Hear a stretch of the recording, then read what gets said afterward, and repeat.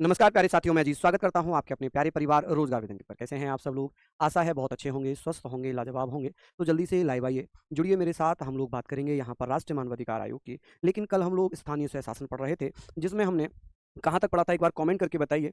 एक बार कमेंट करके बताइए कि कल हम लोगों ने जो स्थानीय स्वशासन था वो कहाँ तक पढ़ लिया था? जल्दी से बता दीजिए। हमने पढ़ा था कि भैया जो पहला नगर निगम है उसकी स्थापना 1688 में मद्रास में की गई थी। फिर 1793 के चार्टर एक्ट के द्वारा क्या किया गया था, 3 नगर निगम बनाए गए थे, कलकत्ता, मद्रास और बॉम्बे में, ठीक है? तो वो सारी चीज़ें हमने पढ़ ली हैं। नगर निगम को संवैधानिक दर्जा कब दिया गया था? नगर पालिकाओं को संवैधानिक दर्जा कब दिया गया था? एक बार आप मुझे बता दीजिए। चलिए, कल हम लोगों ने कहाँ तक पढ़ा था प्लीज़ एक बार कमेंट करके बताएँ ताकि मैं आप लोगों को यहाँ पर स्टार्ट कर पाऊँ। चलिए सभी लोगों को पुनः नमस्कार, आभार, अभिनंदन। देखिए याद करने का तरीका एकमात्र यही है कि आप लोगों को जितना हो सके रिवीजन करिए, रिवीजन से आपका स्कोर निश्चित ही बढ़ेगा। अब हम लोग जो है मुझे लग रहा है 2 या 3 क्लासेस की लगेंगी। मानवाधिकार आयोग की 1 क्लास लगेगी जिसमें हम लोग कुछ और जैसे राष्ट्रीय मानवाधिकार आयोग हुआ, राष्ट्रीय अनुसूचित जाति आयोग हुआ, राष्ट्रीय अनुसूचित जनजाति आयोग हुआ, राष्ट्रीय महिला आयोग हुआ, सीबीसी हुआ, ठीक है? इस प्रकार के कुछ सारी चीज़ों को हम लोग बात करेंगे। चलिए, तो हम लोग बात करते हैं, यहाँ पर मैंने कहा था कि मैं 10 मिनट का समय आपका लूँगा, केवल 10 मिनट का समय मैं यहाँ लूँगा, तो ये आप लोगों के लिए रहेगा, जिसमें आप लोग भैया ध्यान से पढ़ेंगे, ठीक है? यहाँ हम लोग बात कर रहे थे, देखिए पॉलिटी हमारी चल रही है और पॉलिटी में हमने कल क्या पढ़ा था? कल हम लोगों ने पढ़ा था जी, स्थानीय स्वशासन, स्थानीय स्वशासन। अब आप लोग ध्यान रखेंगे स्थानीय स्वशासन, लोकल सेल्फ गवर्नमेंट हमने कल पढ़ा था, तो यहाँ पर हम बात करेंगे बस जनरली थोड़ा-सा 10 मिनट में लूँगा। 73वें संविधान संशोधन की बात मैं करूँगा। 74वां संविधान संशोधन कि भैया 74वां संविधान संशोधन किस लिए किया गया था और इससे क्या हुआ था? देखिए 74वां संविधान संशोधन अधिनियम अधिनियम ये कब आता है? 1992। सेम वही चीज़ थी कि ये पास कब हुआ है, लोकसभा से, राज्यसभा से कब पास हुआ और इसके माध्यम से क्या किया गया था? इसके माध्यम से क्या किया गया है? आप कहेंगे सर लोकसभा में कब पास हुआ था? आप बता देना सर ये लोकसभा में कब पास हुआ? तो आप बताएँगे सर 22 दिसंबर। 22 दिसंबर 1992 में लोकसभा से पारित हुआ। राज्यसभा से कब पारित हुआ है? आप बताएँगे सर राज्यसभा से ये 23 दिसंबर 1992 में पास हो जाता है। और राष्ट्रपति की स्वीकृति कब मिल गई? कब मिल गई थी? आप कहेंगे सर राष्ट्रपति के हस्ताक्षर कब हुए थे इस पर? राष्ट्रपति के हस्ताक्षर कब हुए हैं? राष्ट्रपति के हस्ताक्षर तो आप कह सकते हैं कि सर राष्ट्रपति ने इस पे अपनी स्वीकृति कब दी थी? तो 20 अप्रैल को ही दे दी थी। 20 अप्रैल 1993 में अपनी स्वीकृति दे दी, हस्ताक्षर कर दिए, ये कानून बना। लेकिन इसे लागू कब किया गया था? इसे लागू 1 जून को किया गया। कब? 1 जून 1993 में किया जाता है। अब इसके द्वारा भारतीय संविधान में क्या-क्या चीज़ें जोड़ी गई थी? इसके द्वारा संविधान में एक नया भाग जोड़ा गया। क्या किया गया? संविधान में एक भाग जोड़ा गया। कौन-सा भाग जोड़ा जाता है? एक भाग यानी कि एक पार्ट जोड़ा जाता है। पार्ट 9 पार्ट 9 ए। पार्ट 9 ए किससे संबंधित है? आप कहेंगे सर भाग 9 किससे संबंधित है? आप कहेंगे सर नगर पालिकाओं से। किससे? नगर पालिकाओं से, ठीक है? भैया यहाँ पर जब ये बताओ 5 दिसंबर 1992 में हुआ है तो ज़ाहिर-सी बात है भैया ये कब? 20 अप्रैल 1993 में इसमें हस्ताक्षर हुए थे। ठीक है? कब? 20 अप्रैल 1993 में हस्ताक्षर हो गए थे। ये भाग 9 ए किससे संबंधित है? आप कहेंगे सर ये नगर पालिकाओं से संबंधित है। नगर पालिकाओं से। नगर पालिकाओं से, जिसको हम क्या कह सकते हैं? म्युनिसिपैलिटीज़। आप बताइएगा सर म्युनिसिपैलिटीज़। म्युनिसिपैलिटीज़ से संबंधित है। यहाँ पर हम लोग बात करें, यहाँ पर हम लोग बात करते हैं तो आप लोग समझें कि म्युनिसिपैलिटीज़ से संबंधित है कि सर म्युनिसिपैलिटीज़ से संबंधित है, इसे संवैधानिक दर्जा दिया गया, संबंधित। चलिए, अब इसमें कौन-कौन से आर्टिकल जोड़े गए थे? तो इसमें 243 ओ तक तो ऑलरेडी जुड़ चुके हैं। आप कहेंगे सर 243 पी से लेकर 243 जेड जी तक नए अनुच्छेद जोड़े गए, अनुच्छेद जोड़े गए। ऐड ऑन कर दिए, जोड़े गए। यहाँ तक हम लिखेंगे। नेक्स्ट चीज़ इसमें ये आ जाएगी कि भैया ये जब हमने पढ़ना था, तो इसी में हम एक चीज़ और पढ़ेंगे कि भैया ये बताइए कि सर इसी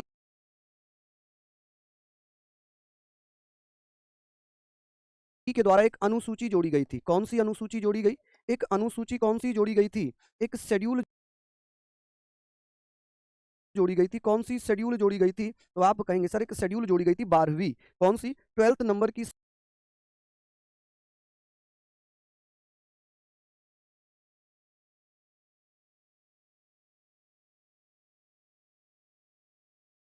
शेड्यूल जोड़ी गई 12वीं जो शहरी या नगरीय प्रशासन से संबंधित है। नगरीय आप कह सकते हैं किससे संबंधित है? नगरीय प्रशासन से। नगरीय प्रशासन से संबंधित है। म्युनिसिपैलिटीज़ नगरीय प्रशासन से संबंधित है। संबंधित है। चलिए, यहाँ पर हम लोग बात करते हैं नगरीय प्रशासन से संबंधित है। यहाँ तक आप लोगों ने लिख लिया। 73 और 74 दोनों एक ही तारीख को लोकसभा, राज्यसभा राज्यसभा से पास हुए, एक ही तारीख को राष्ट्रपति की स्वीकृति मिल गई और लागू अलग अलग हुए। 73वां लागू हुआ था 24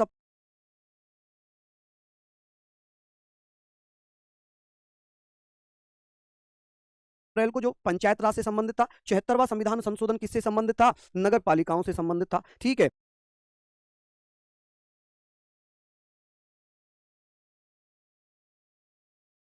अब इसमें एक नई अनुसूची जोड़ी गई थी, कौन सी? 12वीं अनुसूची जोड़ी गई। 12वीं अनुसूची में कुल कितने विषय शामिल किए गए थे? तो इसमें कुल विषय कितने थे? आप कहेंगे सर इसमें विषय कितने शामिल थे? तो इसमें 18 विषय शामिल किए गए थे। 12वीं सूची में जो शहरी प्रशासन था उससे संबंधित कितने? कल आपने 11वीं अनुसूची बताई थी। शिवानी नागर, आप ध्यान नहीं दे रही पढ़ने में, ध्यान नहीं दे रही आप पढ़ने में, क्योंकि कल मैंने 73 नहीं 73 कराया था और ये मैं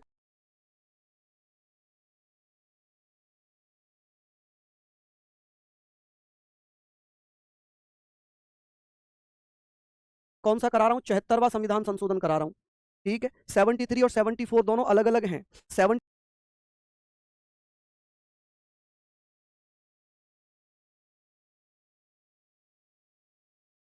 में 11वीं अनुसूची जोड़ी गई थी, 74 के द्वारा 12वीं अनुसूची जोड़ी गई थी। 73 के द्वारा 11वीं अनुसूची में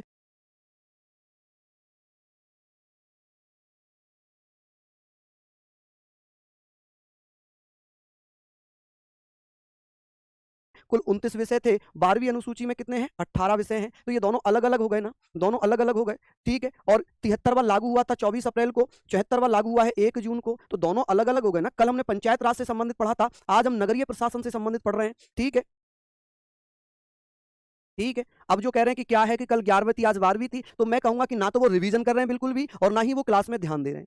अगर वो रिवीजन कर रहे होते तो वो ये बात ही नहीं कहते कि कल आपने 11वीं जोड़ी थी आज 12वीं जोड़ रहे हो। कल 243 में 243 ओ तक जोड़े थे, आज 243 पी से लेकर 243 जेड जी तक जोड़ रहे हो। ये आप कहते ही नहीं। क्यों? दिमाग ही नहीं लगा रहे हम वहां पर, क्योंकि कल हमने पंचायत राज पढ़ा था और हम आज शहरी प्रशासन से संबंधित तथ्यों पर बात कर रहे हैं। किस पर? शहरी शहरी तथ्यों पर बात कर रहे हैं, नगरीय प्रशासन पर बात कर रहे हैं, म्युनिसिपालिटीज पर बात कर रहे हैं। अगर ये भी आप लोगों को भैया तेज लग रहा है तो फिर आप एबीसीडी लिखना सीख लो, क्योंकि वही लिख पाओगे धीरे धीरे, ABCD। क्योंकि 12 मिनट में अगर मैं 4-5 सेंटेंस ही लिख पा रहा हूं तो इसका मतलब तो बहुत स्लो हूं। मैं खुद ही अपने आप को मान रहा हूं कि मैं स्लो करा रहा हूं। इस पे भी अगर आपको कुलदीप जी लग रहा है कि बहुत तेज पढ़ा रहे हो तो बड़ी समस्या है आपके साथ, प्लीज इसको सुधारो। कल जीडी का रिजल्ट आया, पॉइंट 1 पॉइंट 2 से रह गए वो लोग, जो रह गए तो मुझे लगता है कि उन्हें कितना दर्द हो रहा होगा। तो प्लीज अपनी इंप्रूवमेंट को थोड़ा सा संभालें। ठीक है जी, यहां तक आपने लिख लिया,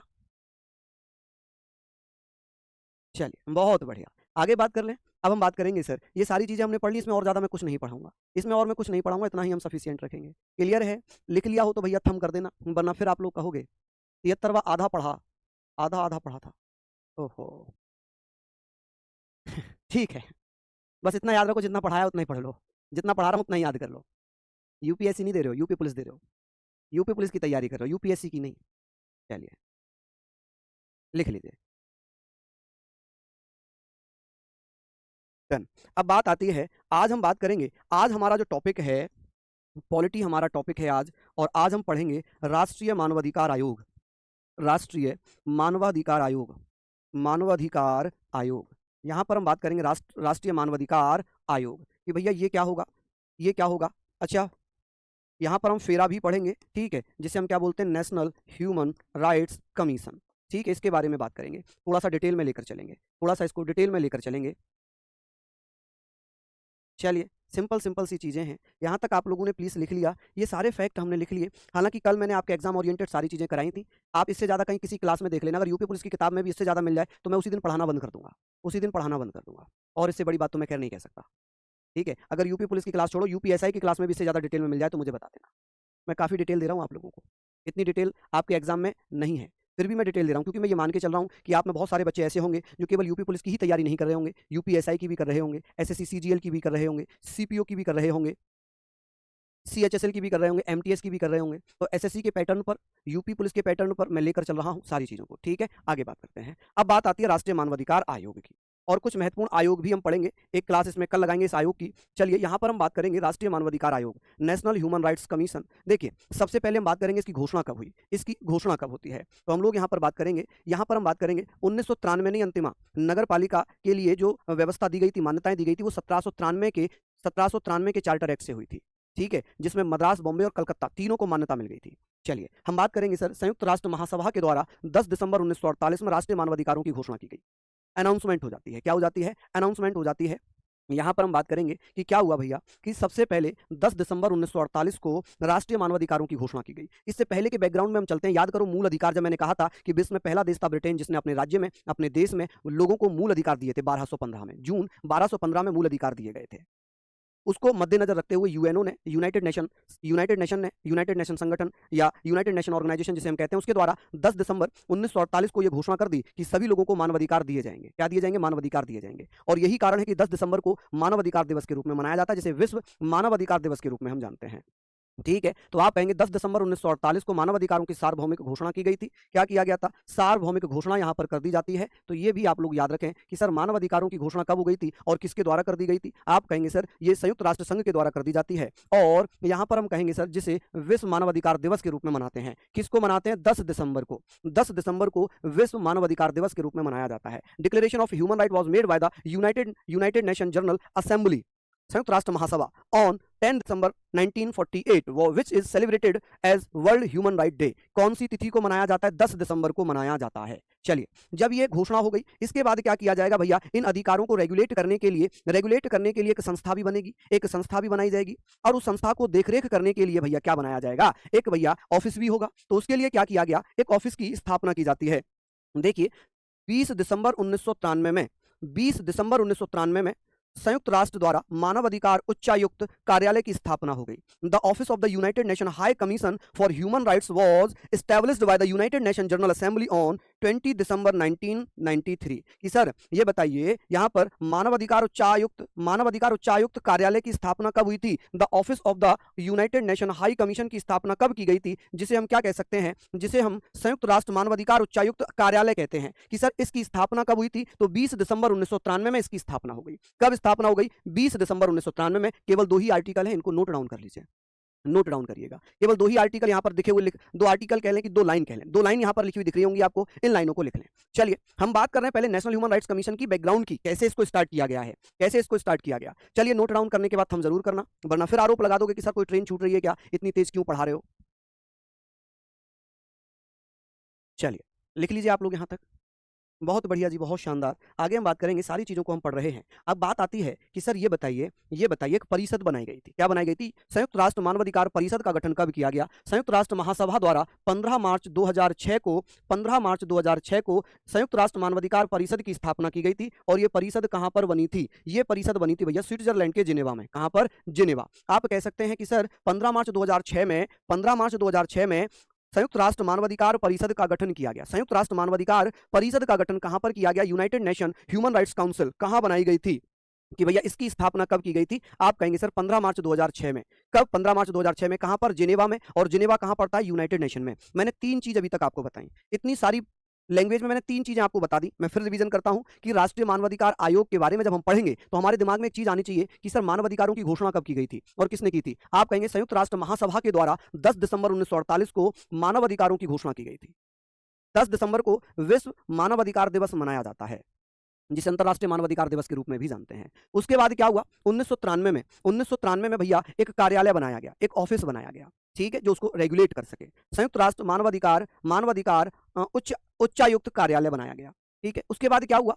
यूएन महासभा के द्वारा यूनाइटेड नेशन जनरल असेंबली के द्वारा क्या किया जाता है? 15 मार्च 2006 को संयुक्त राष्ट्र मानवाधिकार परिषद का गठन किया गया। क्या किया गया? संयुक्त राष्ट्र मानवाधिकार परिषद का गठन किया गया। और इसका गठन कहां पर किया गया? तो आप कहेंगे स्विट्जरलैंड के जिनेवा में। तो आपसे कभी कभी क्वेश्चन पूछ सकता है कि सर संयुक्त राष्ट्र मानवाधिकार परिषद का गठन कहां पर किया गया था? आप कहेंगे सर जिनेवा। जिनेवा कहां पड़ता है? स्विट्जरलैंड में। कब स्थापना की गई थी मानवाधिकार परिषद की? तो आप कहेंगे sir the United nation human rights council की स्थापना 15 मार्च 2006 में जिनेवा स्विट्जरलैंड में की गई थी। चलिए बहुत बढ़िया, यहां तक आप लोगों ने पढ़ लिया। आई होप ये सारी चीजें हमने पढ़ ली। बहुत बढ़िया। ये 93 नहीं है, 93 है भैया। 93 में कहा? 93 है ये 43 नहीं है। एक बच्चा कह रहा है सर ये 1943 लिखा है ना। 1943 नहीं है, ये 1993 है, 1993 है ये। चलिए बहुत बढ़िया, आगे बात करते हैं। यहां तक हमने लिख लिया। अब बात आती है इसकी वैधानिक व्यवस्था क्या है। अब हम बात करते हैं भारत में राष्ट्रीय मानवाधिकार आयोग की। हम बात कर लेते हैं यहाँ पर राष्ट्रीय मानवाधिकार नेशनल ह्यूमन राइट्स कमीशन कि भैया राष्ट्रीय मानवाधिकार आयोग, जिसे हम क्या बोलेंगे? National human rights commission. राष्ट्रीय मानवाधिकार आयोग, मानवाधिकार अधिकार आयोग, ठीक है जी, हम यहाँ पर पढ़ेंगे राष्ट्रीय मानवाधिकार आयोग। आप कहेंगे सर वैधानिक, बहुत सारी जगहों पर इसे संवैधानिक बताया गया है, संवैधानिक नहीं होगा। संवैधानिक और वैधानिक में अंतर समझिए। सावधिक या संवैधानिक अलग अलग शब्द हैं।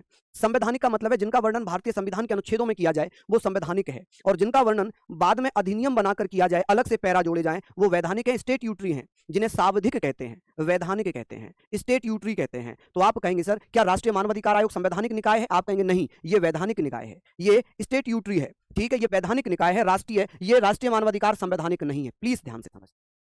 ठीक है, अब बात करेंगे सर राष्ट्रीय मानवाधिकार आयोग की स्थापना मानव अधिकार संरक्षण अधिनियम, जिसे फेरा कहते हैं, 1993 के प्रावधानों के तहत 12 अक्टूबर 1993 को हो जाती है। कि भैया एक अधिकार था, एक अधिनियम आया था जिसे हम फेरा अधिकार संरक्षण अधिनियम 1993 कहते हैं, जिसके द्वारा 12 अक्टूबर 1993 में इसकी स्थापना कर दी गई।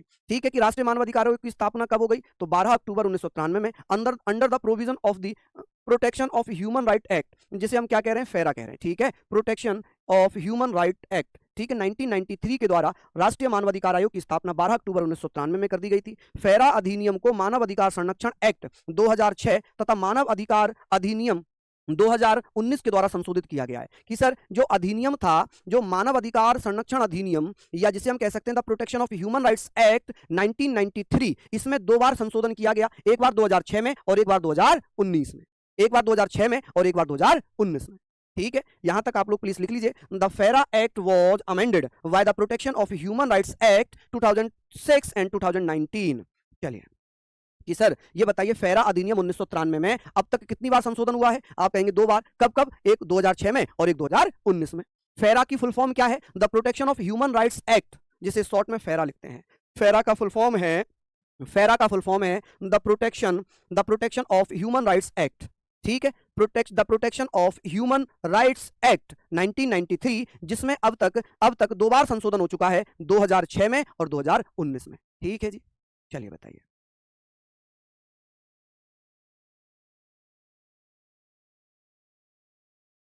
चलिए बहुत शानदार। एक बच्चा कह रहा है कि सर इनका नाम है मुनींद्र यादव, ये कह रहे हैं सर मैंने 12th की है अभी, सब जो है मुझे सुना रहे हैं, बहुत डर लग रहा है। देखिए शायद मैंने कल एक वीडियो डाला था, मैंने अपने इंस्टाग्राम पर एक वीडियो डाला था और उसमें मैंने बहुत डिटेल में चीज़ें बताई थी। मैं फिर बता रहा हूँ कि देखिए ये समाज है, ये दुनिया है, और ये दुनिया आपको सिर्फ आपकी सफलता से ही, जो आपकी सफलता है उसी से आंकेगी।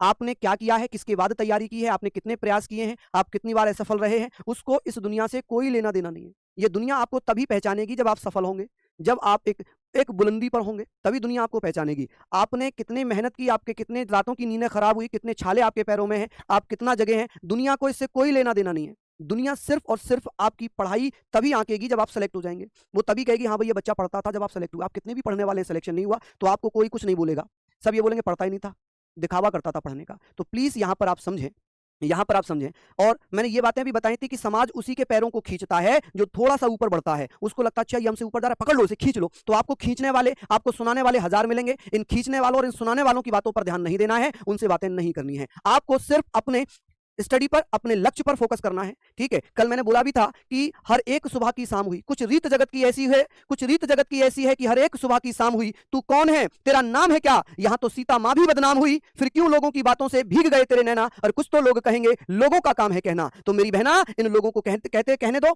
आप अपनी काम में लगी रहो, आप अपने काम करते रहो। कोई भी कुछ भी कहता रहे, जिस दिन सिलेक्शन होगा सबके मुंह बंद हो जाएंगे, सब अपने आप ही कह देंगे कि अरे हमें विश्वास था कि ये कर लेगी। ठीक है, तो दुनिया की बातों में मत आओ, आप अपने आप पढ़ो। चलिए यहां पर हमने लिख लिया। चलिए हम लोग बात कर रहे हैं कि सर वैधानिक प्रावधान क्या थे राष्ट्रीय मानवाधिकार आयोग के। भारत में राष्ट्रीय मानवाधिकार आयोग की स्थापना कब हुई थी? आप कहेंगे 12 अक्टूबर 1993 में। किस अधिनियम के द्वारा? तो आप कहेंगे सर मानवाधिकार संरक्षण अधिनियम 1993, जिसे फेरा एक्ट 1993 के नाम से जानते हैं। इसमें अब तक 2 बार संशोधन हुआ है, 2006 में और 2019 में। अजीत सर RWA डाल देना भैया, अजीत सर RWA, हाँ जी। चलिए लिख लीजिए आप लोग यहां पर। नेक्स्ट है, हम लोग यहां पर बात कर रहे हैं, आप मुझे बताइएगा कि मानव अधिकार संरक्षण अधिनियम 1993 में 8 अध्याय हैं और 43 धाराएं हैं। आप कहेंगे सर जो मानव अधिकार आयोग बनाया गया था, इसका एक अलग से परफॉर्मा बनाया गया है, इसका अलग से एक एक्ट है जिसमें 8 अध्याय हैं, 8 चैप्टर्स हैं, और उन 8 चैप्टर्स में 43 धाराएं हैं, 43 सेक्शन है। ठीक है, इसका आदर्श वाक्य क्या है राष्ट्रीय मानवाधिकार आयोग का? सर्वे भवन्तु सुखिनः, सर्वे भवन्तु सुखिना, ये क्या है? आप इसको कहेंगे सर ये क्या है? सर्वे भवन्तु सुखिना। ठीक है, अब भैया बात करेंगे मानवाधिकार आयोग में एक अध्यक्ष होता है, 5 पूर्णकालिक सदस्य होते हैं, अब 7 मानद सदस्य होते हैं। सबसे ज्यादा बच्चा यहां कंफ्यूज होता है, यहां कंफ्यूज होता है। क्वेश्चन आएगा कि सर मानवाधिकार आयोग में कुल सदस्यों की संख्या कितनी है, तब आप कहेंगे 5। आपसे पूछा जाएगा राष्ट्रीय मानवाधिकार आयोग में अध्यक्ष सहित सदस्यों की संख्या कितनी है, आप कहेंगे 1 ये और 5 ये 6। आपसे पूछा जाएगा कि सर राष्ट्रीय मानवाधिकार आयोग में अध्यक्ष और पूर्णकालिक सदस्य एवं मानव सदस्यों सहित कुल संख्या बताइए, तो आप इन सब को ऐड करके बता देंगे। बच्चा यहीं पर कंफ्यूज होता है। क्वेश्चन पूछते हैं कि सर टोटल सदस्यों की संख्या बताइए, तो आप कहेंगे सर मात्र 5। पूछेगा अध्यक्ष सहित 6, पूछेगा अध्यक्ष सहित मानद सदस्यों की संख्या तो 8। ठीक है, तो आप मानद सदस्य अलग होते हैं। पूर्णकालिक सदस्य जो फुल टाइम इसके मेंबर है, और एक चेयरमैन होता है। अब चेयरमैन कौन बनेगा, नियुक्ति क्या होगी, कार्यकाल क्या होगा, सारी चीजें डिटेल में पढ़ाता हुआ चलूंगा। फिलहाल आप लोग यहां पर लिख लो, फिलहाल आप लोग यहां पर लिख लो। चलिए बहुत बढ़िया। मानवाधिकार संरक्षण अधिनियम 1993 में एक अध्याय है 8 और उसमें 43 धाराएं जोड़ी गई हैं, 43 धाराएं जोड़ी गई हैं। क्लियर है? दीपक कह रहे हैं एसएससी क्लियर हुआ। अरे वाह, कांग्रेचुलेशन। जिनका भी एसएससी क्लियर हुआ उनको सभी को शुभकामनाएं, और जिनका नहीं हुआ है वो निराश ना हो, वो अभी अपनी तैयारी में लगे रहें। चलिए यहां पर लिख लीजिए, बहुत बढ़िया लिख लिया यहां तक आपने। आगे बात करते हैं कि सर ये तो नोट नॉर्मल था। आपसे पूछेगा कि सर जो फेरा एक्ट है, फेरा एक्ट 1993 के द्वारा कुल कितने अध्याय जोड़े गए, कुल कितने चैप्टर जोड़े गए? जैसे संविधान में भाग होते हैं ना, 22 भाग 25 भाग, वैसे ही इसमें भाग या अध्याय कितने हो गए? आप कहेंगे सर 8। कि सर जैसे अनुच्छेद 470, वैसे इसमें कितने सेक्शन है, कितनी धाराएं? आप कहेंगे 43।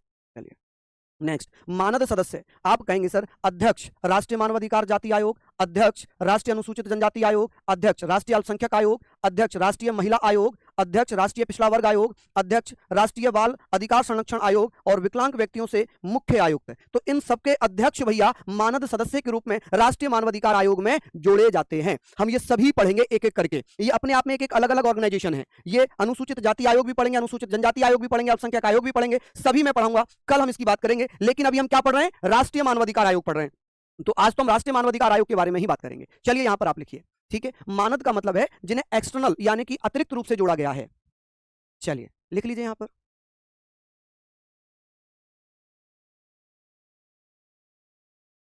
चलिए बताइए, जल्दी से लिख लिया होगा। आगे हम बात करेंगे, जल्दी जल्दी से लिखने के बाद थम करना। मैंने कहा कि राष्ट्रीय मानवाधिकार आयोग में कितने अध्यक्ष होंगे? आप कहेंगे 1। कि सर पूर्ण सदस्य कितने होंगे, पूर्णकालिक सदस्य कितने होंगे? 5। कि सर मानद सदस्य कितने होंगे? आप कहेंगे 7। कौन कौन होंगे? तो किस किस के अध्यक्ष को उसमें सदस्यता दी जाती है? तो आप कहेंगे सर इन सभी आयोगों के अध्यक्षों को उसमें सदस्य, मानद सदस्य के रूप में लिया जाता है। लिखने के बाद हम जरूर कर दीजिएगा भैया, बिल्कुल नोट कर लीजिए। चलिए मैं डिटेल में करा रहा हूं इसको, हो गया हो नोट तो आगे बढ़े।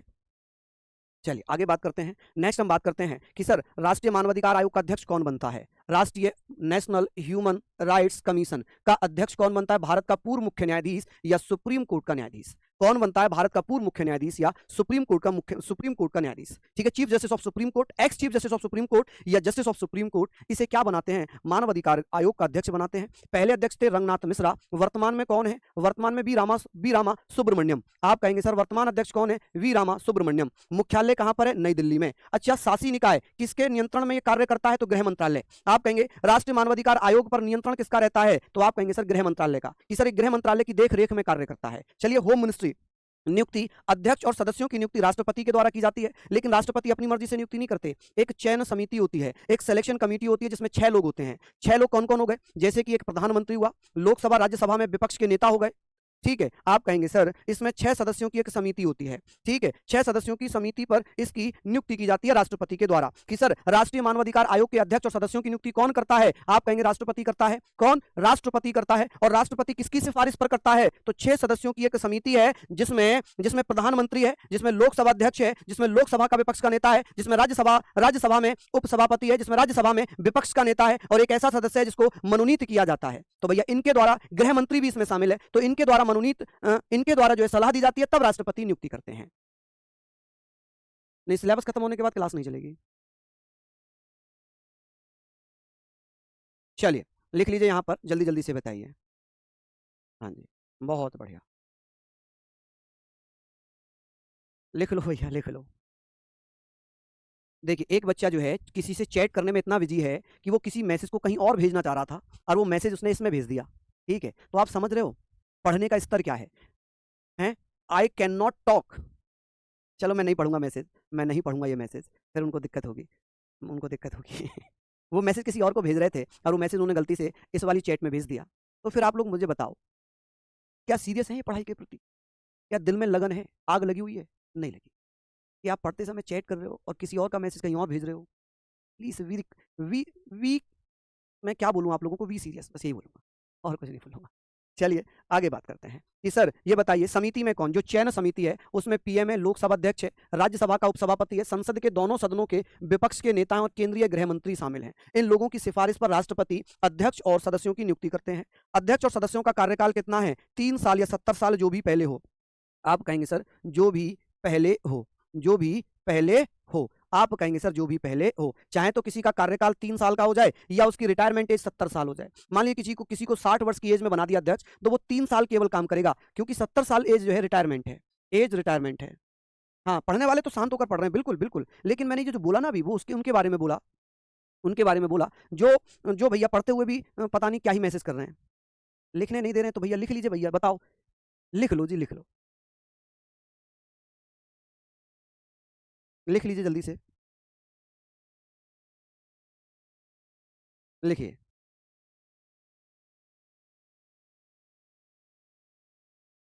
बहुत बढ़िया, वाह।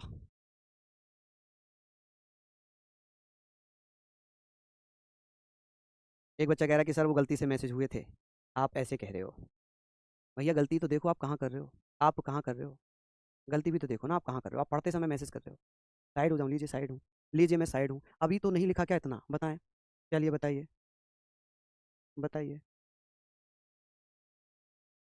लिख लिया होगा आप लोगों ने यहाँ तक, लिख लो जल्दी से, जल्दी जल्दी से इसको नोट डाउन कर लो जी, जल्दी से इसको नोट डाउन कर। हाँ जी, एक एक चीज़ है, मैं ये जानता हूँ कि कुछ लाइन थी कि हम भी दिल दुखाने पर उतर आएँ तो क्या होगा? हम भी दिल दुखाने पर उतर आएँ तो क्या होगा? हम भी सच बताने पर उतर आएँ तो क्या होगा? हमें बदनाम करते फिर रहे हो अपनी महफ़िलों में, हमें बदनाम करते फिर रहे हो अपनी महफ़िलों में, और हम तुम्हारा सच बताने पर उतर आएँ तो क्या होगा? चलिए लिखिए, लिख लीजिए। आगे बात करते हैं। ये भी हमने लिख लिया कि सर चयन समिति में 6 लोग थे। 6 लोग कौन-कौन थे? तो आप कहेंगे सर 6 लोग, एक प्रधानमंत्री, एक स्पीकर, एक डिप्टी चेयरमैन, और लोकसभा और विपक्ष, लोकसभा संसद के दोनों सदन मतलब लोकसभा राज्यसभा के विपक्षी नेता, ठीक है, और केंद्रीय गृह मंत्री। इन लोगों की सिफारिश पर राष्ट्रपति सदस्यों की नियुक्ति करते हैं। क्लियर है? आगे कि सर राष्ट्रीय मानवाधिकार आयोग के अध्यक्ष और सदस्यों की जो कार्यकाल है वो 3 साल या 70 वर्ष, जो भी पहले हो, जो भी पहले हो। अब बात आती है कि सर इस आयोग के पास न्यायिक कार्यवाही करने के साथ ही सिविल न्यायालय की शक्तियां भी हैं। फंक्शंस क्या हैं, इनके पास अधिकार क्या क्या हैं, इनके पास अधिकार क्या क्या हैं? तो ये कहते हैं कि this commission has the powers of a civil court along with taking judicial action. कि भैया इनके पास एक सिविल न्यायालय भी होता है, अपना सिविल न्यायालय है, जो खुद ही न्यायिक कार्यवाही कर सकता है। क्या होता है? न्यायिक कार्यवाही कर सकता है। चलिए जल्दी जल्दी से बताइए, यहाँ पर आप लोगों ने लिख लिया, चलिए जल्दी से बता दीजिए।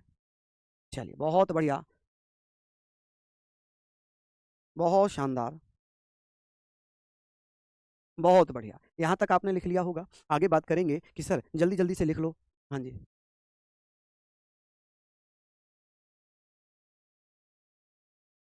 चलिए जल्दी से बताएंगे।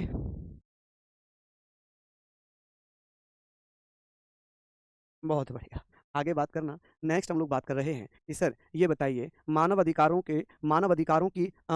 उल्लंघनों की जांच के लिए केंद्र अथवा राज्य सरकार के अधिकारियों या जांच एजेंसियों की सेवा का प्रयोग करने का अधिकार राष्ट्रीय मानवाधिकार आयोग को है। कि भैया राष्ट्रीय मानवाधिकार आयोग को लग रहा है कि कहीं पर किसी भी मानव अधिकारों का उल्लंघन हो रहा है, तो ऐसी स्थिति में नेशनल ह्यूमन राइट्स कमीशन क्या कर सकता है? केंद्र में किसी भी एजेंसी का सहायता ले सकता है, राज्य में किसी भी एजेंसी की, किसी भी ऑफिसर की सहायता ले सकता है, उसे अधिकार है, उसे अधिकार है।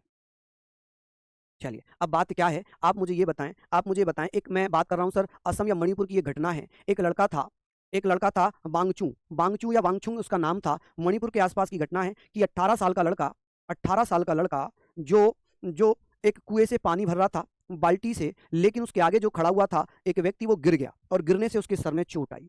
सर में चोट आ गई तो हुआ क्या, आपने ये पढ़ा होगा 12th क्लास में, ठीक है, और जिन पे आर्ट साइड रहा होगा, तो उन जिस व्यक्ति के सिर में चोट आई उसने शिकायत कर दी, एफआईआर कर दी, तो उस वांचुंग नामक लड़के को जेल में डाल दिया गया। अब उस लड़की की पैरवी करने वाला कोई नहीं था। वो लड़का 54 वर्ष की आयु में जेल से रिहा हुआ। कैसे? जब मानवाधिकार आयोग जेल में एक सर्वे करने के लिए गया, तो मानवाधिकार आयोग से उस लड़के ने कहा कि जी ऐसे ऐसे एक घटना हुई थी, तब से मैं इस जेल में हूं और अभी तक मेरी जमानत नहीं हुई है और मुझे अभी सजा भी नहीं हुई है, ना सजा हुई ना जमानत हुई, बिना सजा बिना जमानत के मुझे जेल में रखा गया है।